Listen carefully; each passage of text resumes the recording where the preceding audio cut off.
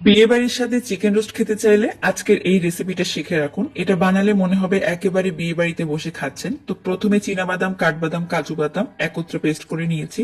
আদা রসুনের বাটা, কাঁচামরিচের পেস্ট, তার সাথে দিয়ে দিব জিরার বাটা, জয়ফল জয়ত্রী বাটা, শুকনো মরিচের গুঁড়া, স্বাদ মতো লবণ। এখন সবকিছুকে ভালোভাবে একটু মিশিয়ে নেওয়ার পরে দারুচিনি আর এলাচ দিয়ে দিচ্ছি। আলু বোখরা 3-4টার মতো দিয়ে তারপর ভাজা পেঁয়াজ দিয়ে দিলাম। এই মশলাটাকে রেডি করে রেখে চিকেন ভেজে নিচ্ছি। একটু লবণ দিয়ে চিকেনগুলোকে মেখে রেখেছিলাম, হালকা লাল করে ভেজে তারপর তুলে নিব। ওই তেলের মধ্যে প্রথমে যে মশলাটা তৈরি করে রেখেছিলাম সেই মশলাটাই দিয়ে দিলাম। এখন এই মশলাটাকে কিছুক্ষণের জন্য কষিয়ে নিয়ে 1.5 চামচের মতো কাঁচামরিচের পেস্ট দিয়ে দিচ্ছি, একটু আদা বাটা করে দিয়েছি।